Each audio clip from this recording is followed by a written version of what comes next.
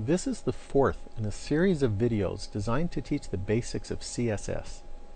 If you are new to CSS and have not yet watched the first 3 videos in this series, then you might want to go back and watch those videos before watching this one. This video will describe how to position elements. I'll start by going to littlewebhut.com and I'll click on the CSS tab. Next, I'll find the link for the position property and click on that.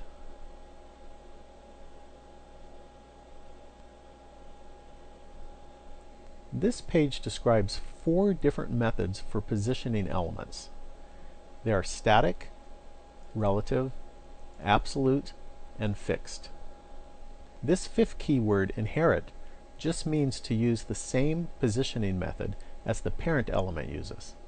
This keywords section down here has a good description of these different positioning methods. You might want to come back to this section after watching this video to reinforce what you've learned. Let's look at an example that uses all 4 of these methods. I'll click here on the test button. And now I'll press the view button to display this example. For this example, there are 4 div elements that we can see right here, and each of these div elements contain a P element and an H1 element. We are going to apply our positioning styles to these P elements. Each of the P elements has a different ID value, so that each of the P elements can be positioned using a different positioning method. The first P element, with the ID attribute set to TST1, will use this style right here, where the position is set to static.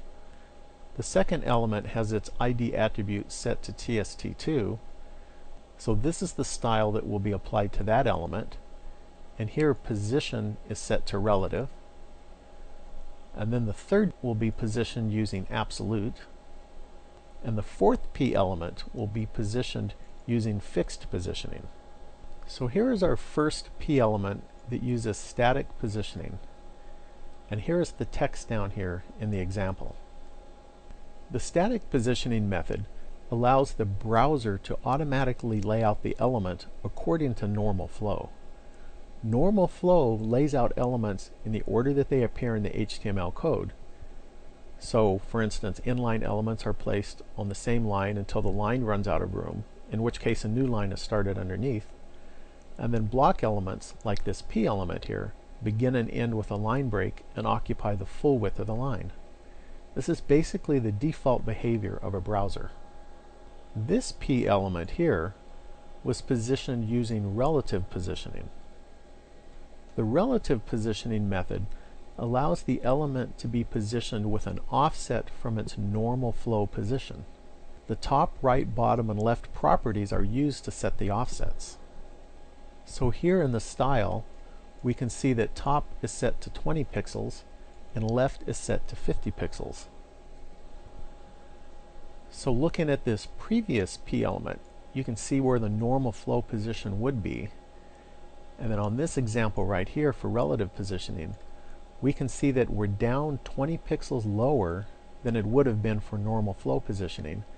And we're also positioned from the left side 50 pixels from where the normal flow position would have been.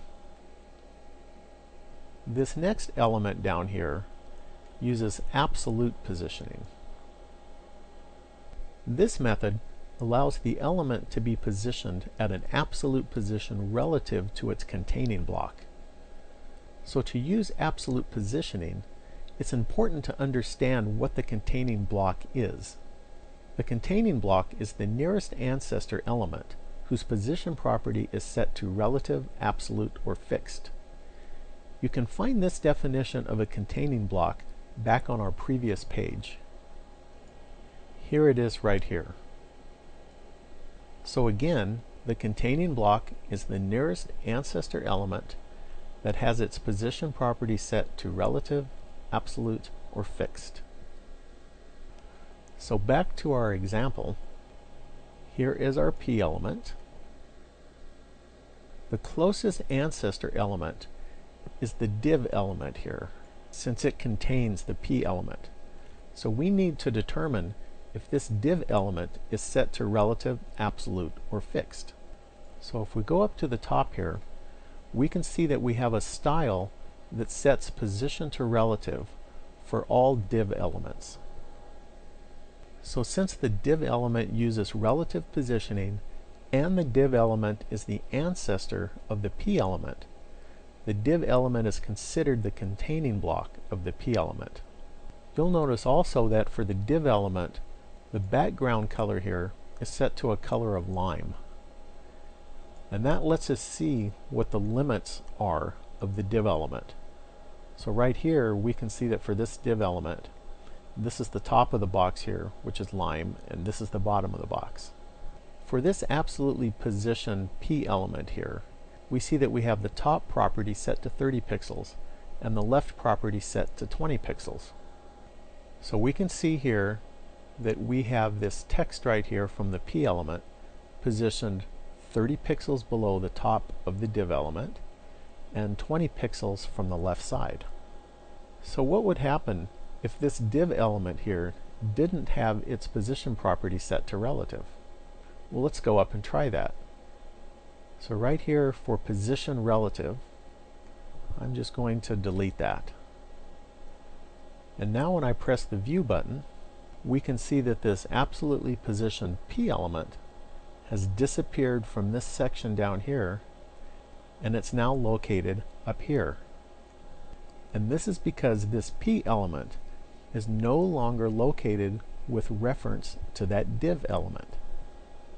So what is the p element using now for its reference? If there are no other ancestor elements that have a position value of relative, absolute, or fixed, then the reference will be the page origin. So now let's go down and look at our last p element here that we have positioned using fixed positioning. The fixed positioning method allows the element to be positioned at a fixed location relative to the browser window. When this positioning method is used, the position of the element does not change even when the browser window is scrolled.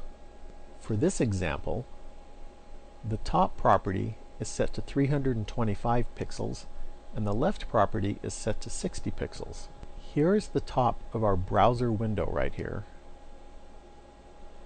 So you'll see that this text within the p element is located 325 pixels below the top of this window here, and it's also located 60 pixels from the left side of this browser window. And now if you watch this text while I scroll the window, you'll see that it stays fixed even when I'm scrolling. And I can scroll from left to right also, and this text will stay in a fixed position. Well, that summarizes these 4 positioning methods and concludes this video. Thanks for watching, and please subscribe and leave a comment.